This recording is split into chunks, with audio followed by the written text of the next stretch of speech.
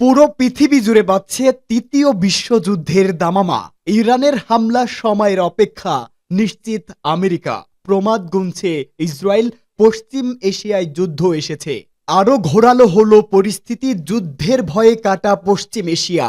Israel সরকারের আশঙ্কা শীঘ্রই ইরান তাদের উপর বড়সড় হামলার ছক কষেছে।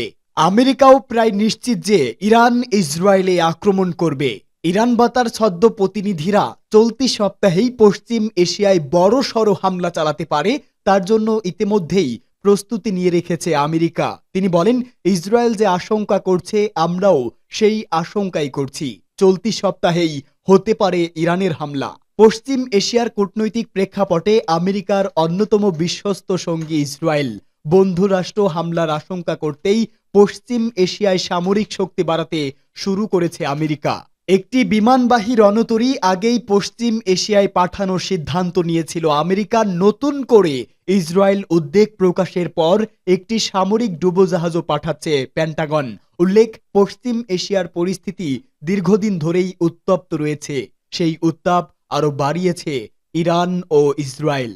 ইরান হুঁশিয়ারি দিয়ে বলেন, ইসরায়েল যেন ভয়াবহ পরিণামের জন্য প্রস্তুত থাকে। সে থেকেই সম্ভাব্য হামলার আশঙ্কায় রয়েছে বেনিয়ামিন নেতানিয়াহুর ইসরায়েল সরকার। ইসরায়েল ও আমেরিকার এই আশঙ্কা যদি সত্যিই হয়, তাহলে পশ্চিম এশিয়ার একাধিক দেশে তার প্রভাব পড়তে পারে। কারণ পশ্চিম এশিয়ার বিভিন্ন দেশ ইরানের আধিপত্য রয়েছে, ছড়িয়ে রেখেছে নিজেদের ছদ্ম প্রতিনিধি। একাধিক সশস্ত্র গোষ্ঠী, যাদের সঙ্গে ইরানের সরাসরি কোনো যোগ না থাকলেও বকলমে তাদের নিয়ন্ত্রণই করে ইরান। যেমন লেবাননের হিজবুল্লাহ গোষ্ঠী, গাজায় হামাস গোষ্ঠী, ইয়েমেনের হুতি গোষ্ঠী সহ আরও একাধিক এমন সশস্ত্র গোষ্ঠীও রয়েছে ইরানের, যাদের অর্থ ও অস্ত্র উভয় দিক থেকেই মদত দেয় ইরান। সম্ভাব্য হামলার আশঙ্কায় ভুগতে থাকা ইসরায়েলও এই প্রেক্ষাপটে নিজের বন্ধু রাষ্ট্রগুলোকে কাছে পাওয়ার চেষ্টা চালিয়ে যাচ্ছে। পশ্চিম এশিয়ায় স্থিতি অবস্থা ফেরাতে আবারও সক্রিয় করতে চাইছে আব্রাহাম জোট। এই শব্দটি এসেছে আব্রাহাম চুক্তি থেকে। আমেরিকার মধ্যস্থতায় 2020 সালে ওই চুক্তি হয়েছিল, যার লক্ষ্যই ছিল ইসরায়েল, সংযুক্ত আরব আমিরাত, বাহরাইন, মরক্কো ও সুদানের মতো কূটনৈতিক স্থিতি অবস্থা ফেরানো। উদ্ভূত পরিস্থিতিতে আবারও সেই আব্রাহাম জোটকে নিজের পাশে চাইছে ইসরায়েল।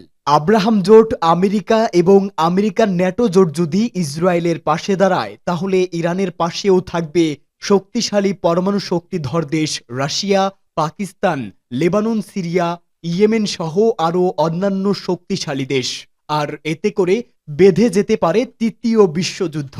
এরই মাঝে আমাদের হাতে এসে পৌঁছেছে গুরুত্বপূর্ণ আন্তর্জাতিক সংবাদ। শুরুতেই শিরোনাম। ইরানের নতুন ডেস্টিয়ার জাগ্রস এর বিশেষ কিছু বৈশিষ্ট্য, সাগরে নানা ধরনের গোয়েন্দা তথ্য, চাহিদা পূরণে সক্ষম এই রণতরী।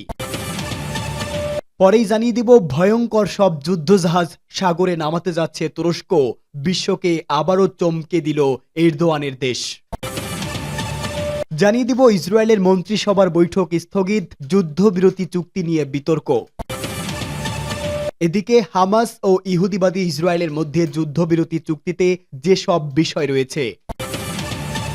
এবং সর্বশেষ জানিয়ে দিব, কঠোর হিন্দুত্ববাদ নরেন্দ্র মোদীর দেশ। ভারতের বক্তব্যে পাকিস্তানের তীব্র প্রতিক্রিয়া, ভয়াবহ হামলার প্রস্তুতি।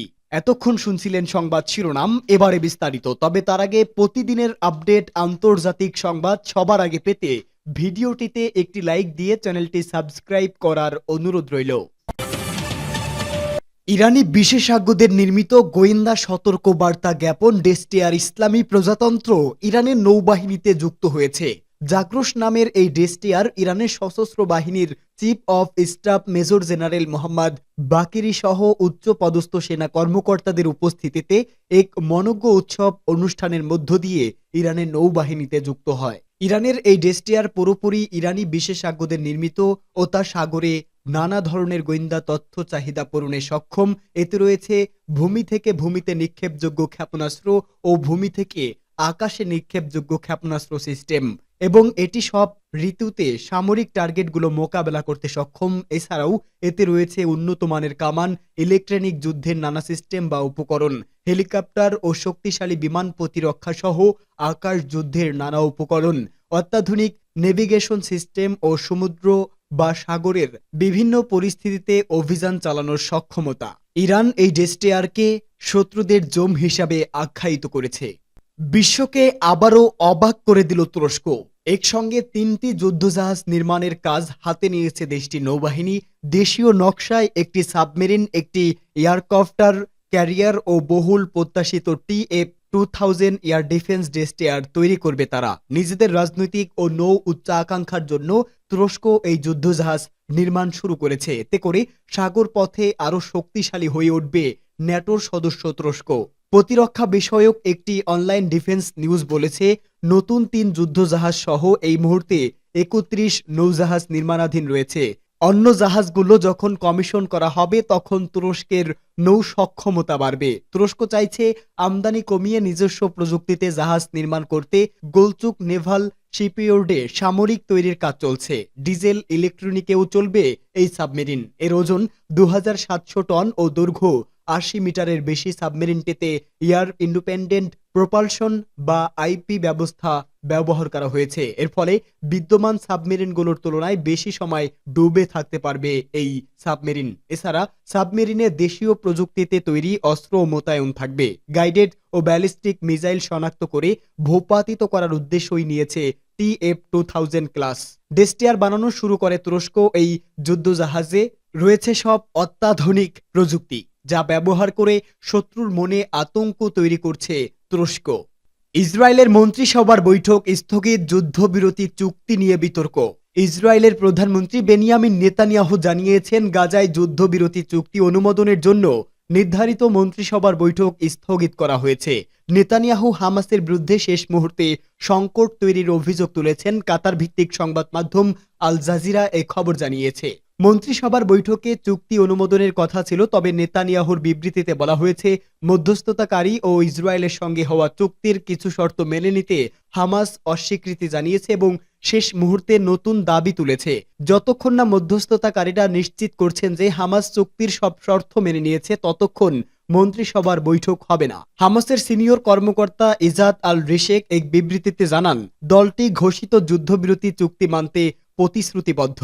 এর আগে ইসরায়েলি সেনাদের পরিবার ও তাদের সমর্থকরা নেতানিয়াহুর কার্যালয়ের সামনে বিক্ষোভ করেন। তারা যুদ্ধবিরতি চুক্তির বিরোধিতা করে বলেন, এটি আত্মসমর্পণ ও ইসরায়েলের নিরাপত্তা হুমকির মুখে ফেলবে। ইসরায়েলের এক সেনার বাবা ইয়োশোয়া সানি বলেন, এই চুক্তির সামনে আত্মসমর্পণ। প্রধানমন্ত্রীকে বলুন এই চুক্তিতে সই না করতে। এদিকে মধ্যস্থতাকারীরা যুদ্ধবিরতির ঘোষণা দেওয়ার পরও ইসরায়েলি বাহিনী গাজায় হামলা চালাচ্ছে। গাজা সিভিল ডিফেন্সের তথ্য অনুযায়ী বুধবার থেকে শুরু হওয়া বোমা বর্ষণে অন্তত ৭৩ জন নিহত হয়েছে। তাদের মধ্যে ১৯ শিশু ও ২৪ জন নারী রয়েছে। আহত হয়েছে আরও ২০০ জন।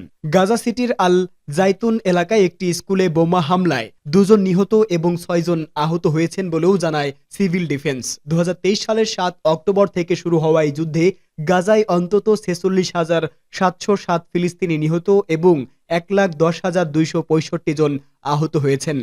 হামাস ও ইহুদিবাদী ইসরায়েলের বিরুদ্ধে যুদ্ধবিরতি চুক্তিতে যেসব বিষয় রয়েছে, ইসরায়েল এবং ইসলামী প্রতিরোধ আন্দোলন হামাসের মধ্যে যুদ্ধবিরতি ও বন্দি বিনিময়ের বিষয়ে গত বুধবার রাতে যে চুক্তি হয়েছে তাতে গাজায় যুদ্ধ অবসানের লক্ষ্যে ৩টি ধাপ অন্তর্ভুক্ত করা হয়েছে। ১৫ মাস ধরে নৃশংস যুদ্ধ চালিয়েও লক্ষ্য অর্জনে ব্যর্থ হওয়ার পর এই চুক্তিতে সই করতে বাধ্য হয়েছে।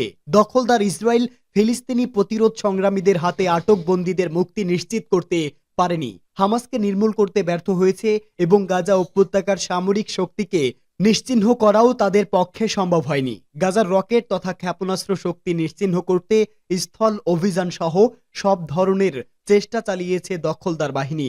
আল আলম টিভি চ্যানেলের বরাত দিয়ে একটি সংবাদ মাধ্যম জানিয়েছে, এই চুক্তিটি ৩টি ধাপে বাস্তবায়িত হবে এবং আগামী ১৯ জানুয়ারি রোববার থেকে চুক্তির বাস্তবায়ন শুরু হবে। এই চুক্তির মূল বিষয় হল প্রতিরোধ সংগ্রামীদের হাতে আটক সকল ইসরায়েলি জীবিত বন্দী মুক্তি হওয়ার পাশাপাশি মৃত ইসরায়েলি বন্দী মুক্তিদের মরদেহ এর বিনিময়ে দখলদার ইসরায়েল বহু ফিলিস্তিনি বন্দীকে মুক্তি দিতে সম্মত হয়েছে। চুক্তি বাস্তবায়নের প্রথম দিন থেকেই এই বিনিময় শুরু হবে। ভারতের বক্তব্যে পাকিস্তানের তীব্র প্রতিক্রিয়া। ভারতের সেনাপ্রধান জেনারেল উপেন্দ্র দ্বিবেদী পাকিস্তান দেশটিকে সন্ত্রাসবাদের জন্মভূমি হিসেবে উল্লেখ করার পর পাকিস্তান সেনাবাহিনী তীব্র প্রতিক্রিয়া জানিয়েছে। পাকিস্তান সেনাবাহিনীর আন্তঃবাহিনী জনসংযোগ দপ্তর এক বিবৃতিতে ভারতের সেনাপ্রধানের বক্তব্যের প্রতিবাদ জানায় এবং প্রতিবেশী দেশের সেনাবাহিনীকে রাজনীতি থেকে মুক্ত থাকার আহ্বান জানায় খবর দ্য এক্সপ্রেস ট্রিবিউনের। সম্প্রতি নয়াদিল্লিতে এক সংবাদ ব্রিফিংয়ে ভারতের সেনাপ্রধান পাকিস্তানকে সন্ত্রাসবাদের জন্মভূমি হিসাবে উল্লেখ করেন এবং বলেন জম্মু ও কাশ্মীরে পাকিস্তান অস্থিরতা সৃষ্টি করছে। তিনি দাবি করেন গত বছর কাশ্মীরে নিহত 60% জঙ্গি পাকিস্তানি নাগরিক ছিল। আইএসপিআর এর বিবৃতিতে বলা হয় ভারতের সেনাপ্রধানের বক্তব্য বাস্তবতা বিবর্জিত এবং এটি ভারতের অক্ষমতার বহিঃপ্রকাশ। পাকিস্তানকে সন্ত্রাসবাদের জন্মভূমি হিসেবে উল্লেখ করে তারা দাবি করে যেখানে নিজ দেশেই জনগণের উপর নির্যাতন চলছে সেখানে প্রতিবেশী দেশের উপর দোষ চাপানো দ্বিচারিতার উদাহরণ। বিবৃতিতে আরো বলা হয় ভারতীয় বর্তমান সেনাপ্রধান যখন জম্মু ও কাশ্মীরে কর্মরত ছিল সে সময় কাশ্মীরিদের উপর সবচেয়ে বেশি নির্যাতন চালানো হয়। সম্প্রতি তিনি যে বক্তব্য দিয়েছেন তা পুরোপুরি রাজনৈতিক এবং ভারতের সেনাবাহিনীতে যে রাজনীতি ব্যাপকভাবে প্রবেশ করছে সেনাবাহিনীর প্রধানের বক্তব্য তারই প্রতিফলন। ভারতীয় সেনাবাহিনী সন্ত্রাস দমনের নামে নিরস্ত্র কাশ্মীরিদের উপর অত্যাচার করছে বলেও উল্লেখ করে বিবৃতিতে উল্লেখ করা হয়। বিবৃতিতে বলা হয় কাশ্মীরিরা আত্মনিয়ন্ত্রণের অধিকার চায়। জাতিসংঘের নিরাপত্তা পরিষদেও রেজলিউশনের মাধ্যমে এই অধিকারকে স্বীকৃতি দিয়েছে। কাশ্মীরিদের ন্যায্য আন্দোলনকে ধূলিসাৎ করতেই জম্মু কাশ্মীরে অভিযান চালাচ্ছে ভারতীয় সেনাবাহিনী। শেষে আইএসপিআর জানায় ভারতের একজন জ্যেষ্ঠ সামরিক কর্মকর্তা পাকিস্তানের হেফাজতে আছেন যিনি পাকিস্তানে নিরীহ বেসামরিক নাগরিকদের বিরুদ্ধে সন্ত্রাসী কার্যক্রম চালানোর সময় গ্রেপ্তার হয়েছেন। তবে ভারতীয় সেনাপ্রধান এই গুরুতর সত্যটি উপেক্ষা করেছেন বলেও দাবি করা হয়।